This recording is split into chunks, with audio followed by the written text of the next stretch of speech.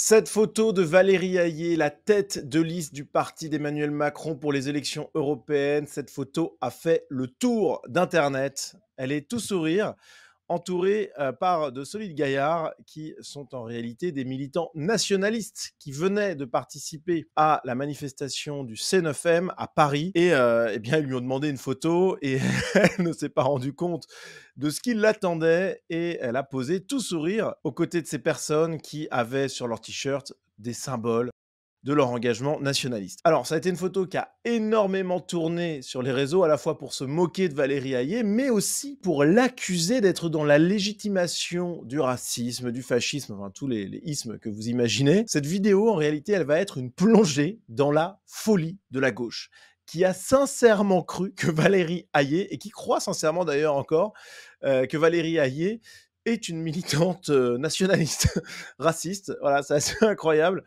Mais vous allez voir, c'est vraiment pour vous montrer à quel point ces types-là sont dans la folie pure et ils sont incapables de voir qu'Emmanuel Macron et ses acolytes, ici Valérie Hayé, ne sont pas si éloignés d'eux que ça en termes d'idéologie, parce que sur bien des plans, même si évidemment Emmanuel Macron et Valérie Hayé ne sont pas des purs gauchistes, ils sont quand même imprégnés de cette idéologie-là et les gauchistes, ils ne le comprennent même pas. Voilà. Pour eux, c'est déjà des nazis.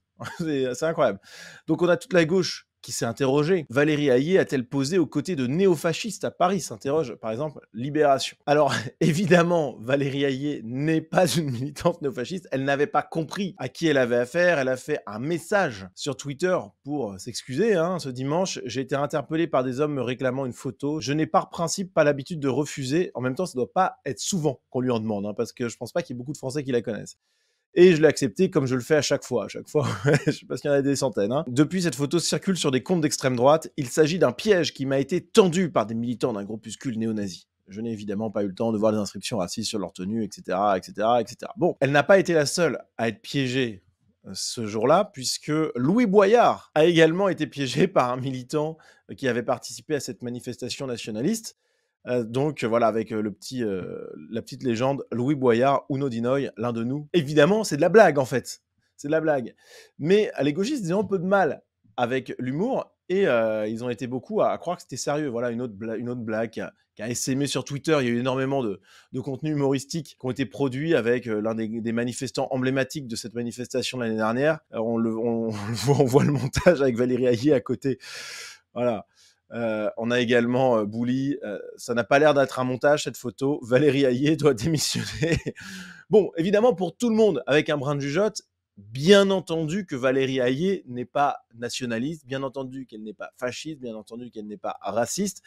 C'est une militante macroniste, donc par extension, elle n'avait pas grand-chose à voir avec les gens qui l'entouraient. Mais avant qu'il y ait eu ce démenti sur Twitter, eh bien, les gens de gauche ont sincèrement cru qu'il y avait une possibilité sérieuse que Valérie Hayé soit d'extrême droite. On a par exemple Pierre Plotu, journaliste à Libération, qui nous dit concrètement, elle s'est sans doute fait piéger par des militants.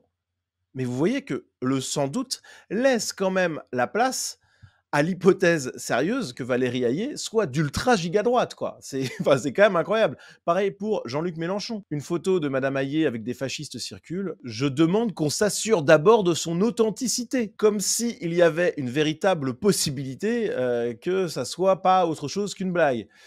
On a par exemple ce gros compte aussi Twitter de gauche. Dites-moi que c'est un fake. Avec derrière, alors il y avait plein de réactions comme ça. Je pense des centaines et des centaines. Mais je vous en ai mis quelques-unes dans cette vidéo. Mais vous avez par exemple un militant LFI qui derrière dit « Ah non, non, c'est bien Valérie Hayé affichant son meilleur sourire en compagnie de charmants néo-nazis.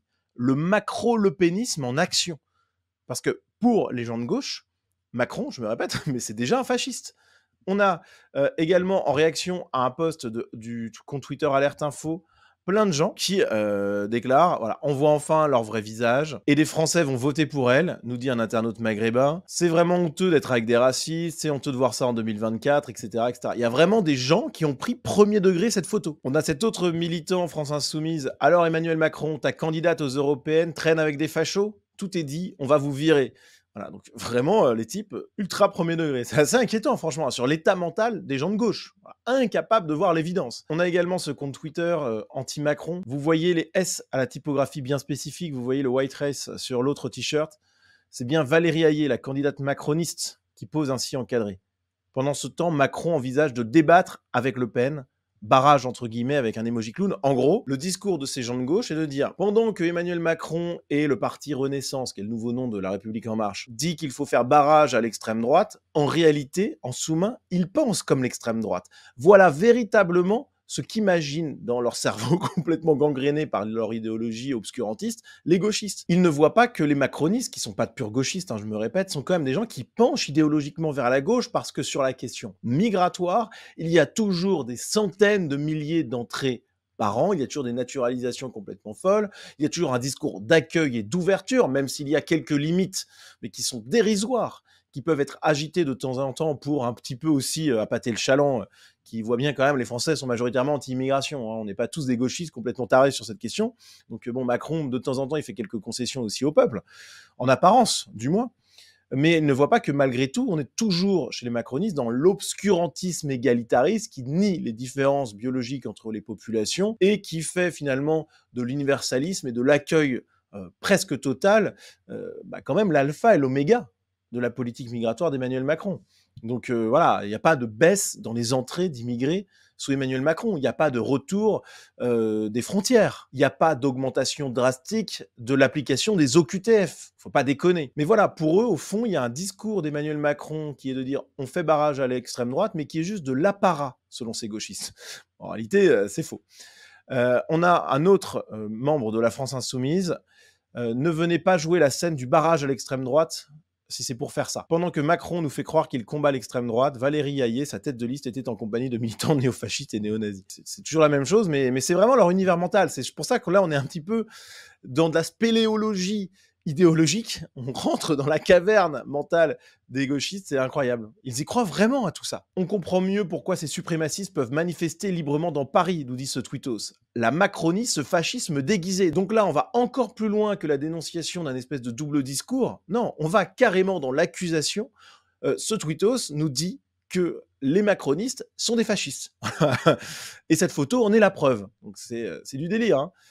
On a également Nathan Botreau qui est membre de la France Insoumise à Paris. Après la manif des néo-nazis, on a Valérie Hayé qui croit bon de poser avec l'extrême droite. Campagne ouvertement raciste, candidate si incompétente qu'elle ne comprend pas un slogan suprémaciste, affolant. Donc là encore, la possibilité est émise par un membre de la France Insoumise que Valérie Hayé mène une campagne ouvertement raciste.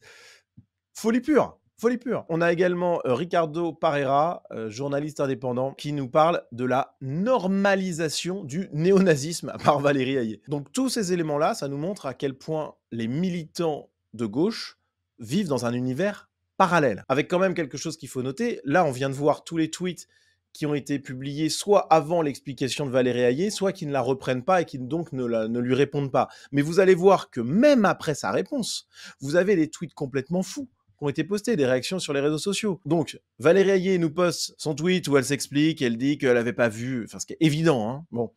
Mais les gauchistes, eux, ils s'en foutent. Pour eux, elle est quand même en tort. On a par exemple ce journaliste militant de gauche qui tweet, il y a écrit White Race en Arial 256 bold, ça veut dire en très gros, mais elle n'a pas pu lire. Pour lui, l'excuse de Valérie Hayé n'est pas recevable. Ça reste une personne qui légitime les fascistes, hein, et finalement, Valérie Hayé en est elle-même une, possiblement. Même chose de la part de ce compte de gauche très influent, plus de 26 000 abonnés sur Twitter. Je vous ai pas pris, voilà, des lambdas, parce que des lambdas, il y en a eu des centaines. Mais même parmi les comptes influents censés être tenus par des gens avec un peu plus de rigueur, un peu plus d'intelligence, on va dire, c'est du délire.